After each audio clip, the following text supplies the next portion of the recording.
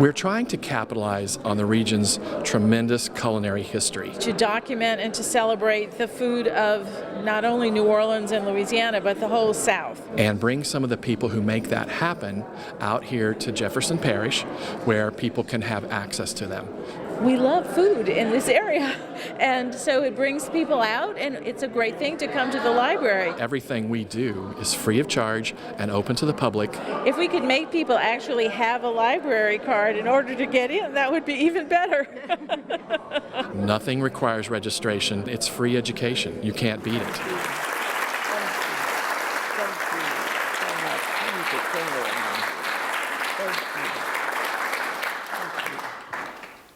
Miss Chase has been cooking at Dookie Chase Restaurant for quite a while. A long time. She has written a number of cookbooks. She has done many, many television shows teaching us how to cook. She's had a wonderful ability and eye in collecting art, and her restaurant is full of the art that she has collected. She's been very active in the civil rights movement, and she has been a wonderful great-grandmother, grandmother, and mother to a wonderful family. And this is just a personal aside that I would like to say. We have named the Louisiana Gallery at the Southern Food and Beverage Museum after her. It is the Leah Chase Louisiana I'm happy for Gallery. that. Thank you. I'm happy for that. And even though we are closed right now, ready to open in our new location, we will be rededicating the Louisiana Gallery as the Leah Chase Louisiana Gallery when we reopen. The other thing that I want to say is that as I have gotten to know her and have met members of her family, I have found that not only does the general public love her, but her family loves her. You know how we all know somebody that the public loves and the family hates them? Well, that's not true about her. And I think that that is just the most remarkable testimony to how wonderful she really is. So having said that, I'm going to ask you, how did you get started? How did you come to New Orleans? That's a long time ago, Liz. But I came to New Orleans. You know, I graduated from high school at St. Mary's Academy when it was on Orleans and Royal. So I went to school there, and I graduated when I was 16 years old. And back there in the 30s, you couldn't start like you could start today. You had to wait till you were 18. And from 16 to 18 is 2 years, and 2 years without money and without any access to anything. Back in those days, you did everything. You washed clothes for people, you ironed, you mind children, you did whatever you had to do. So when I turned 18, I asked my mother and my daddy, could I come to New Orleans to work? Well, my dear, I had relatives here. My mother is from New Orleans. My father was from Madisonville, across the lake. Real little town back then. Now it's a big town. It was a little bit of town. And, you know, it was so little, I think I was the first person to come to high school from Madisonville. Everybody was older than I when they finished school, because back in those days you started school at 7, would you believe? But my daddy was so gung-ho on us learning, so I was in school. Really, when I was 4, I went to a little kindergarten or whatever it was. And then by the time I was 6 years old, I was already in first grade. I was ready to go then, because Daddy was such a pusher. You know, you gotta learn how to do this. First thing you do, you gotta learn how to count, because if you don't know how to count, somebody gonna take your money.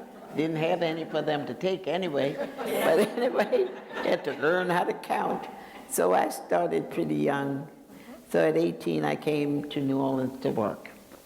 Now that was another thing. You had to know, and some of the people here have relatives that came my way.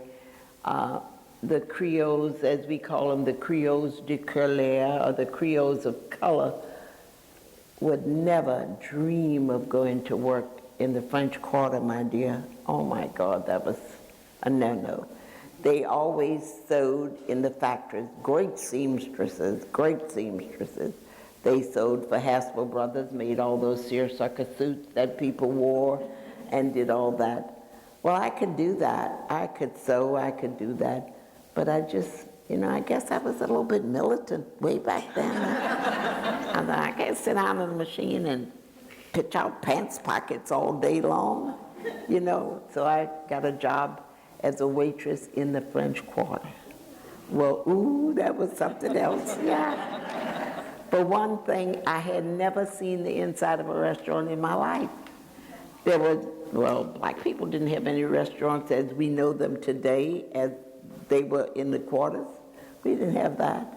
So there was nothing, and this woman taught me. Her name was Bessie Sauvere, and she taught me everything. And I really loved it. I loved to wait tables. If I had good legs today, I could wait tables now and be happy as the Lord. Anyway, I would be making money today, wait tables.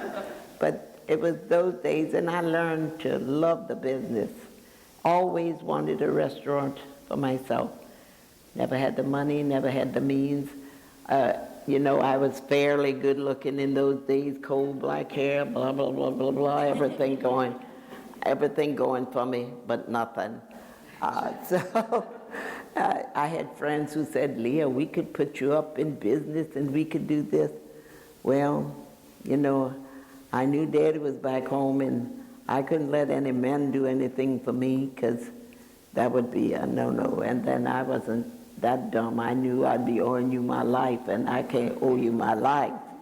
So I had to just wait around until I could work my own way through that. So I learned a lot in the French Quarters. I learned to appreciate the business, and then I was fortunate enough to marry into a little restaurant that my mother-in-law started in 1940. She started really in 39. She moved to where we are now in 41. So I worked restaurants in the quarters. I was there before Brennan's. Brennan's came in what, I think 45, something like that. I was already working when they came into the restaurant business, and they came to an old building that was usually the old Vieux Carré restaurant. I remember the Vieux Carré so much because every time I would pass there, the funny thing is, I never worried about I couldn't go in there. All I worried about was those chairs. They had the chairs. I said, oh, if I just had those chairs. Those chairs, I loved them. So when in 1957, when we remodeled the first time, here I'm looking for the chairs that I saw way back then. And fortunately enough, I found them. Oh, that's yeah. And we got those chairs. That was a big thing, because here's my mother-in-law, she wanted those little chrome things with the blue leather. She liked pink and blue. My mother-in-law loved pink and blue, and I hate pink and blue. Pink and blue. She had pink and blue this. We even had pink elephants on the wall. I don't know if some of these young ladies here remember the pink elephants on the wall. Oh, I was so sick of pink and blue. But that's what she liked, and that was her restaurant, and she put it in there, but I didn't like that. So here I had a battle. My first battle was over the chairs. And back in the day, the chairs, I found the chairs. Lubots had the chairs. And we were able, I battled that and got the chairs. And I still, after the storm, I still saved 57 of the chairs. And so, and I try to make those young people understand, you got to talk to young people today, because what you put value on, they have no idea what it's all about. I said, these chairs are my life. They mean so much to me. And none of them, I have them signed by a couple of astronauts. The two first black astronauts that went into space and that captained the ship signed my chairs. And Colonel Bolden, who was Colonel Bolden at the time, now would you believe, runs NASA. So look how far we have come to see these people. They were the first men to captain a ship into space. And that space program, I just love it. It's just beautiful. But to see them and to have known them and to see where they have come today really makes you feel good. So the food business was all my life, all my life. And you knew presidents, too. You knew presidents, too. Yeah, well, you know, presidents are presidents. You know, people say, well, you feed presidents, and they say, Leah, you fed this president.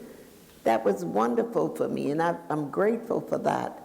But what they don't understand is that everyday person who you see every day and who remembers you is the people that really touch me, because they're the people that really keep you going. But it was a pleasure to serve the presidents. I served Mr. Bush twice. You know, George W., well, I guess the worst president, poor dog. But let me tell you, he was a sweetheart. He was the loveliest person you want to meet.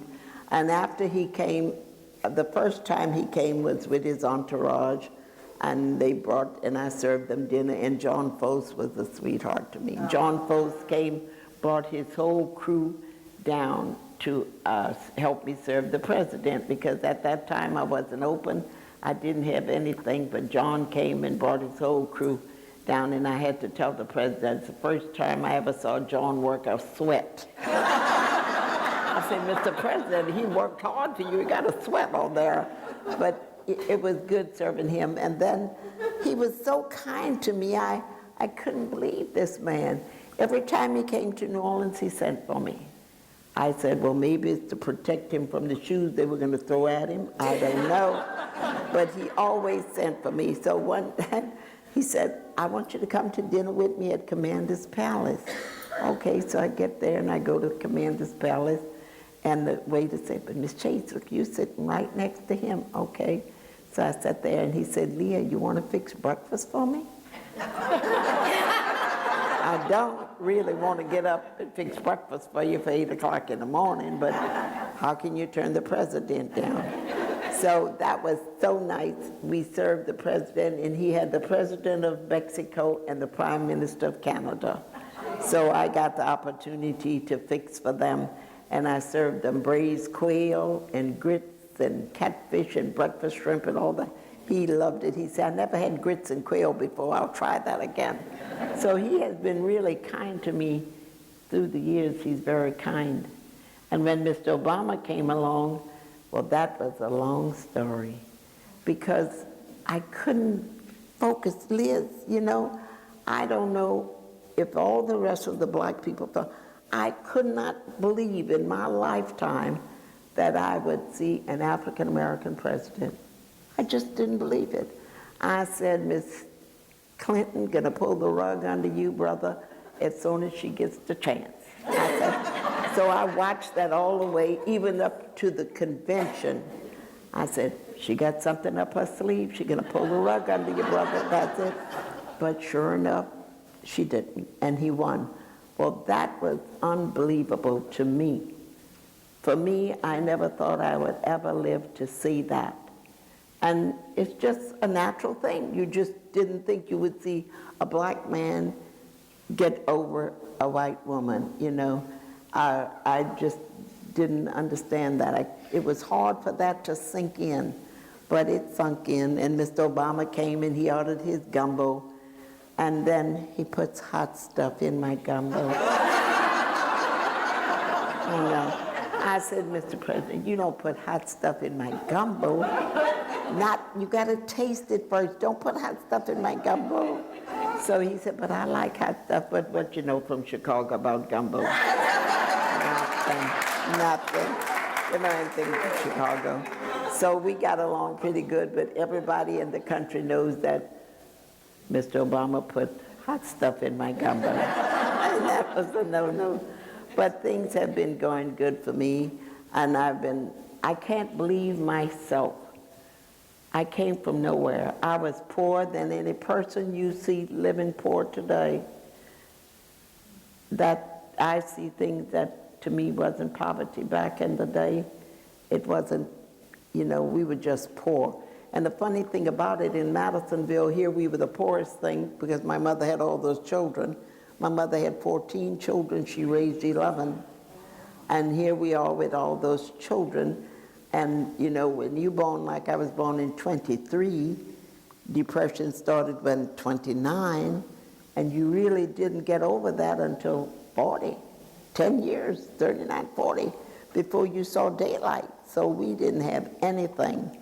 And we lived next door to the richest people in the town. And in those days, it was a different day than it is today. People didn't help one another like people get help today. You know, people will help the poor and help. They didn't do that. But you know, and people say, well, Leah, you didn't hate them for that. No, I didn't. It was theirs. They had earned it. And we were taught that we had to earn everything. And I think back in those days, I really think that's what they thought. Black people were so proud that you couldn't give them anything. Your parents would tell you, don't take nothing for nothing. You know, you work for it. Don't take anything for nothing. So I really think they thought they would really be insulting you if they gave you anything. You wanted to work for it. You wanted to do whatever. So that's the way I look at it. I don't look at it like they were selfish, and maybe they were, but I see a different world today where big corporations will come and help the poor and help people. That is a good change today when you see people able to give things. And it is a good feeling to give things and to help people. But in some ways, Liz, you know, that's good. In some ways, people may disagree with me, but in some ways, it didn't help us. Sometimes if you give a person too much and don't let them earn themselves, you're damaging them. And I feel that's some of what happened to a lot of people today. Did you try to instill that need to work in your family? Did you try to instill that need to work in your family? Did everybody work in the restaurant growing up? Everybody works. If you don't work, you don't eat. That's it, you work. You know, but I'm blessed because they have people who worked with their children and worked so hard to educate them, and still they can't get that child to do what he's supposed to do. So I consider myself very fortunate. I had 4 children, and those 4 children, well, I had an opportunity to work and a means to work, you know. So I told them that I will work for you and give you everything you need, or everything I possibly can give you. All I ask is that you listen to me and you go to school and you do what I tell you to do until you're out. But when you're out of school, hey, you're out of my pocket, you're out of me. So I was fortunate enough to have 4 children that really did that. And now you have a grandchild. Then I had 16 grandchildren. 16, and I had those 4 children. My oldest daughter died delivering her 8th baby. And that was a blow, but then you take those blows and you go. You just go. There's nothing you can do about it. And death is a pain that never goes away. You just learn to live with it. So I've had some hard knocks, but I was taught that, you know, you just get up and keep going. That's life. You're going to find some people who will throw things in your way. So that's gone. So I had those children, and they had between them, they had 16 children. And would you believe all 16 have college degrees plus? So that was something. Now I have 25 great-grands. They are something else to deal with. They are food critics at age 5. You know, you take them to the restaurant and they'll say, oh my goodness, no seasoning in this, 5 years old. Oh, no seasoning in this, give me the hot sauce, 5 years old. They can be critics all over the place, but they are smart today, and I tell people, if you have children or grandchildren today, they come here smart. You know, when I came up looking at my mother's little babies, they'd call you at 8 days, would you believe? 8 days, come see the baby's eyes are open. Now you go, they're born here, they come here looking around like if they know where they're gonna go. So they come here smart. All they need is a good parent. The good parents to put them on their way, and they are smart as whips. So I'm lucky. I'm about the luckiest woman there is. So tell me about your grandson who's working with you. How does Duke, that feel? that's Dookie 4. And he just had a little baby, we call him Dookie 5. So we have one we call Vito, Dookie 5. So he had, you know, he's a great kid, good kid, likes to work, likes the kitchen, but he got married. Now he has 2 children. He had a nice little house before he got married, cute little house, but the lady said the house is too small. You know how they are. The house is too small, so he had to get another house, a bigger house. Then the truck is too small to carry the little carriages all around. We got to get another truck. So here Energy comes along. He's an accountant too. He has his master's degree in accounting, so he was working for Energy. So Energy called him back and gave him more money than I could possibly pay him. So he's working at Energy, but he still works with me in the kitchen. And he is the cause that I have Dookie's at the airport. So he is running Dookie's at the airport. He's working hard. He really is working hard. But he's a talent. He likes that work. He likes the restaurant work. And I try to encourage a lot of people in this industry. The hospitality industry is a good industry. You got to look at it basically. Everybody has to eat. The Pope, the President, everybody got to eat. So if you can feed them, you will make a dime here and there, you know. But you got to focus that in on people, particularly in our race. They, you know, at first they used to look at me like I wasn't good enough for anything, because all I was a cook, and that wasn't too kosher. I didn't have a college degree. I didn't have but a high school degree. So I was just a cook. So it was hard for me to get my girls in contests and things that I could raise more money than anybody else could raise, but I was just a cook, and that wasn't too kosher. It was a long time before people realized that you are what you are, or as Paula Dean says, what you is what you is. Huh? Oh, Paula, yes, but you are what you are, and you do the best you can do, and try to bring your children up and give them a better life and a better education than you had. And that's the way I was brought up, to try to do. Every generation has to be better than that one above. So I've worked hard at that, but cooking is what I really love to do, because you make so many people happy. You know, when the people come to that restaurant, people say, Leah, at 90 years old, what are you doing every day? I cook every day. Because people, I love to see people, they enjoy what they eat, and you make them happy. And you meet so many other people. So it's been a fun life for me in the kitchen. So I want to ask you about writing your cookbooks. That is too funny. That first cookbook, you see, the Dookie Chase cookbook, I had no encouragement at all. My husband said, you're wasting your time on that, blah, blah, blah, blah, blah.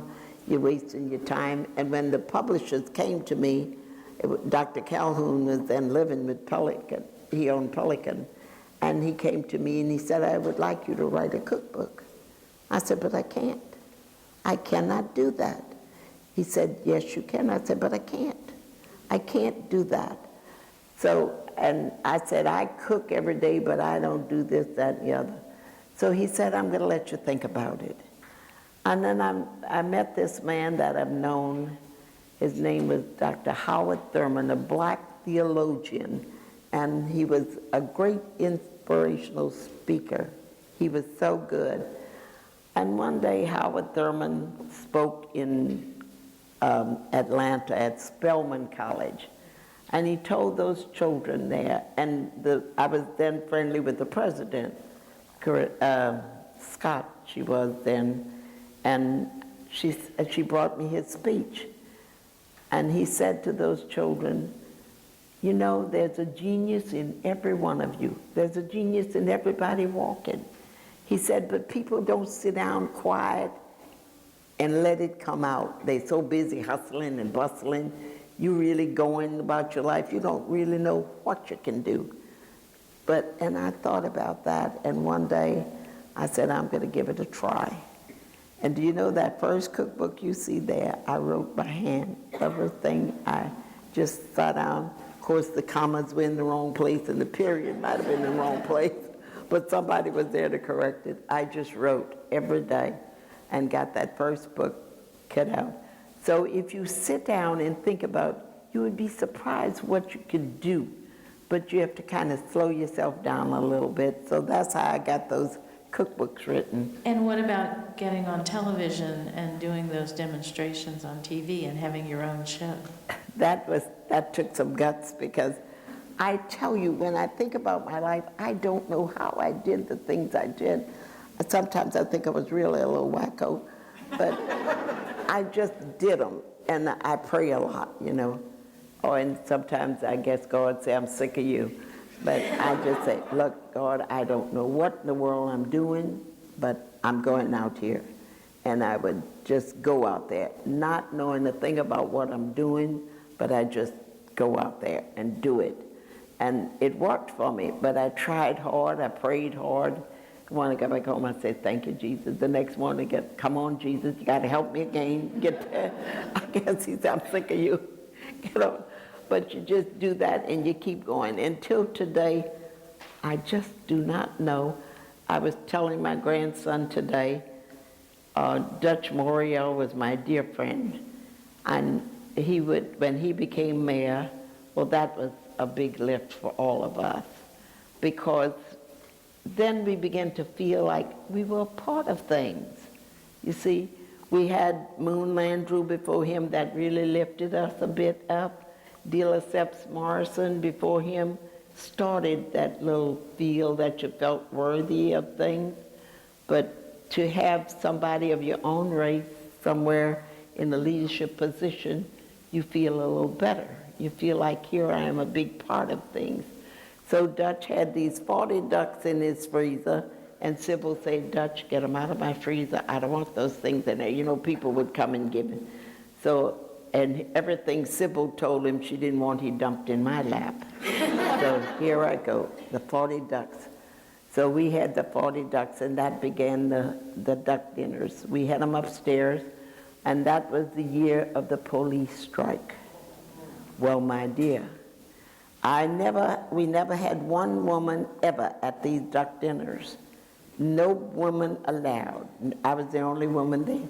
Got upstairs and I cooked these 40 ducks for these 40 men, and it got so hot up there, I said, I'm leaving. You can have it. But it was a big controversy about, you do this and you go tell Panatella this and you go tell this one that, and blah, blah, blah, blah. But he beat that battle, and he won that battle because the people helped him. The people who had wrecks said, we're not going to parade. So that year we had no carnival. Everybody made their own little block carnivals. But that started me cooking like crazy for Dutch. Every year we would have these dinners, and the men would hunt and bring the things to me. They would just bring me anything they brought me, I cooked. The last dinner before Dutch died, we had 600 men, 600 there. And I cooked all the ducks. We had ducks, we had deer, we had everything under the sun. And when I realized, you know, I cooked all that by myself.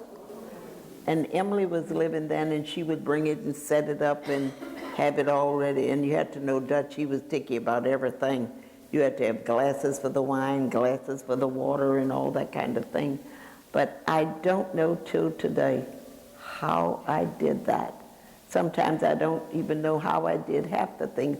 So that, you know, you just bite the bullet and take the chance and just go at it.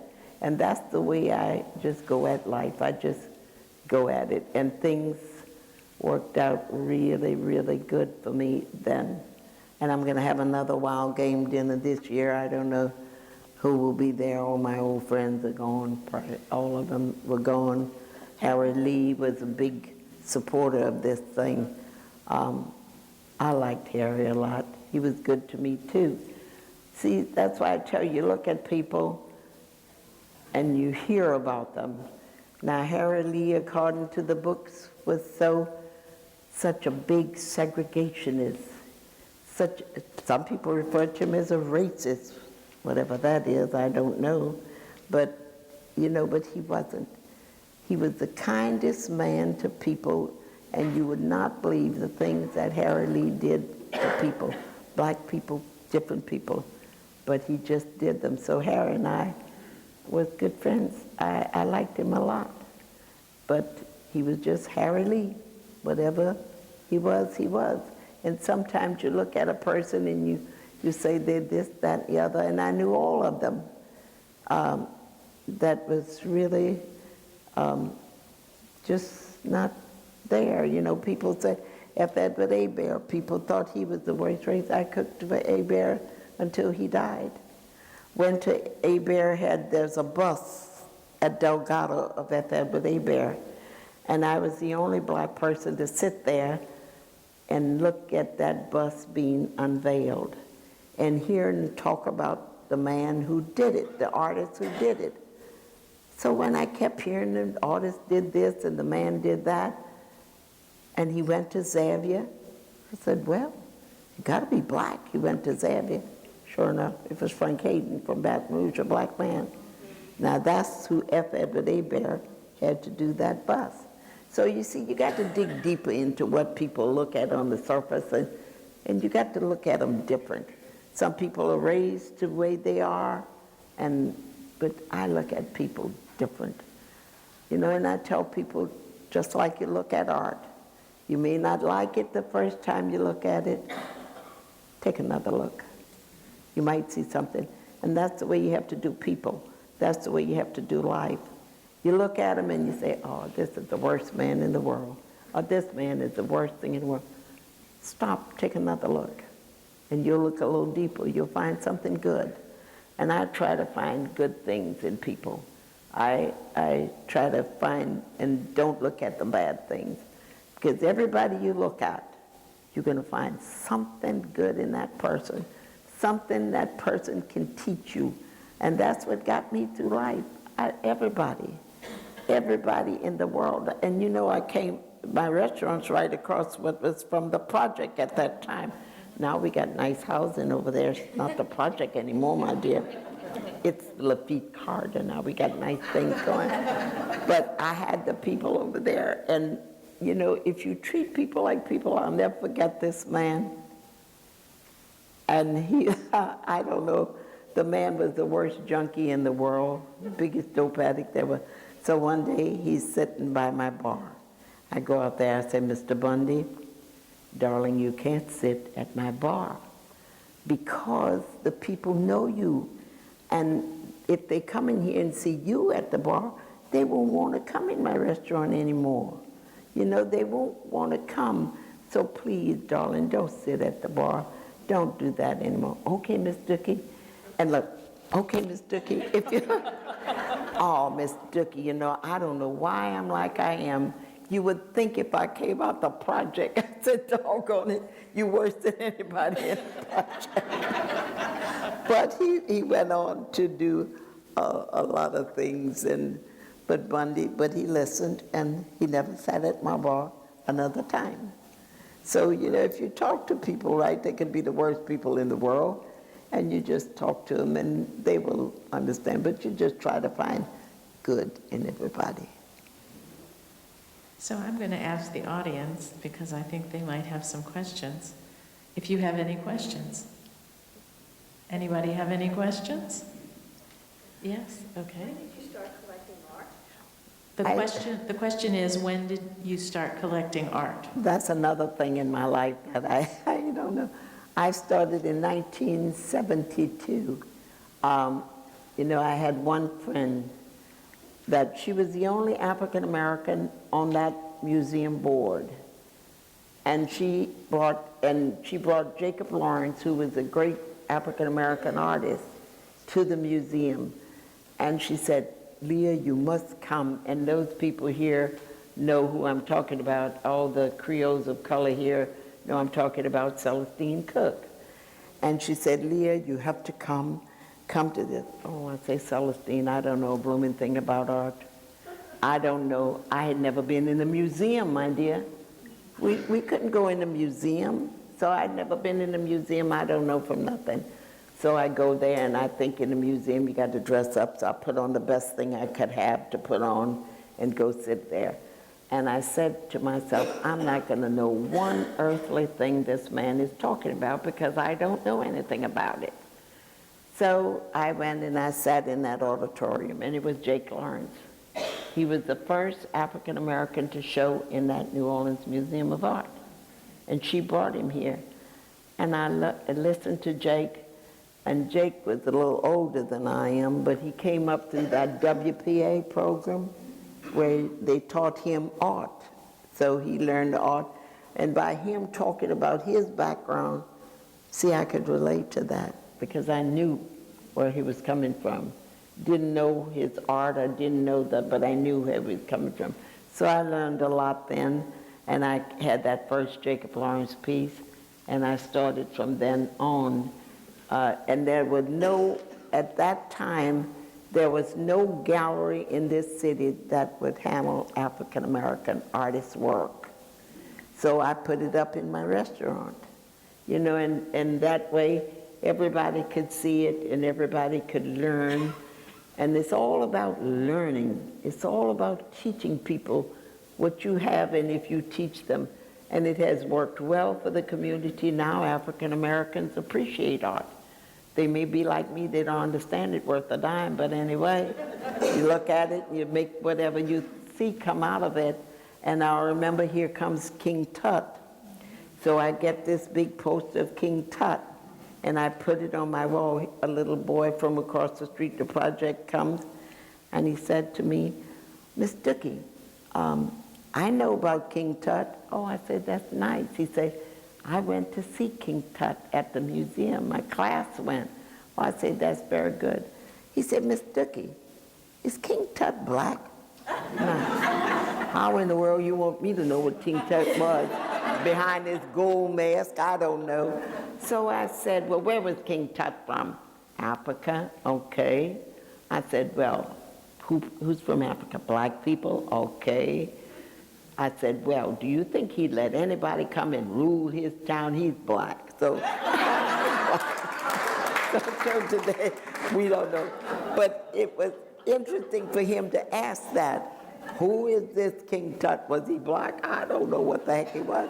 But anyway, it's just fun seeing what you can see, how you can uplift people by just doing what you do. So when I started collecting the art from then on and learned to meet every famous African-American artist there was, Elizabeth Catlett grew to be my good friend. And I loved her till the day she died. She worked until she was 95 years old, till she died. And she was a great sculptress. She did the pieces in the park, in the Louis Armstrong Park. She has the Louis Armstrong piece and the Mahalia Jackson piece. Of course, I didn't like where they put Mahalia under a tree. My God, you don't put a statue under the tree. But then we had a mayor that didn't know too much, poor darling. When he didn't know a thing about art, he didn't ask about it. So you also were the subject of art. So tell us about posing with Gus Bloch. That too, it strikes me as the funniest thing going. There's this young African-American artist named Gustave Bloch, and he is from New Orleans. His family is a family I've known. So he said, I want to do you, but I want to do you in the kitchen. Oh, I say, Gus, I don't know. So every day he would come in the kitchen and he would bring his little sketch. He did nothing from photographs. Now he brought this little book and he worked and all this. I said, this poor child's wasting his time, but anyway, let him go. So he did that. And sure enough, he did this series of paintings. And would you believe he got to show it in the New Orleans Museum of Art? That was unbelievable. And I had my 75th birthday party at the museum, and we raised then about maybe $75,000, $50,000, whatever, $50,000 we raised that day. And so I said, well, go ahead, Gus, you tried. Nobody's going to take this art, this stupid woman. Who's going to want to see this art? So he got it in the museum. And do you believe that thing? We had an opening for that. We raised $100,000. I do that for that. So, yes, he did.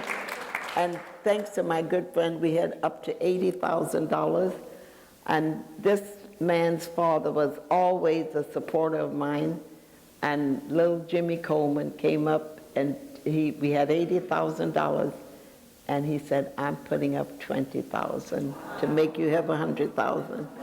So we had that, and I do that because I want more young people in that museum, and that's what that money is for, to train and to show young people art, because art makes them feel good, it's uplifting. So that's what we use the money at the museum that I raised for, is not so much, the first money I raised was to acquire a piece of art, but this one was for education, for bringing kids in and showing kids the work. And sure enough, would you believe Gus got one piece in the portrait gallery in the Smithsonian in Washington. So, but And it's a portrait of her. yeah, it's a portrait of me cutting squash. So now my produce man called, he said, I was so happy to see my squash in your picture. Cutting squash. But the artist did such a one. I said, but Gus, you had a paintbrush in your hand. You could have cut half of my rear end off. Or you could have made me look like Halle Berry. But you didn't. You got this. But it worked, and it sold. And people left notes. And now the museum had made a catalog of the notes they left when they came to the, and I was so pleased because it did raise good money for the museum. So, you know, things happen in life. God bless you, dear. I don't know how they happen or what interests them, but it's just good to see people. After the storm, people helped me like you don't believe. I wouldn't be on my feet today had it not been for John Foth, who really begged all over the country for me and got my restaurant going. Even Starbucks coffee. That was unbelievable. They called me one day, and all the man said is, what is your bank account number? I don't know, got to go ask Dookie that, I don't know. So we told him, and he put $149,000 in that bank account for me to rebuild that restaurant. So I tell you, I have been so blessed in life that, you know, and I owe so many people, I can't afford to die. Because my daddy always said, you know, when you're poor and you go to the grocery and you get little things on credit, as soon as daddy would get a job, he'd say, go pay this one, go pay the grocery lady, go pay this. Because if we die owing anybody anything, you're going straight to hell. So I sure didn't want to go to hell. So I'm paying back till today for all the people that helped me. But people are good. They are good, and they help me.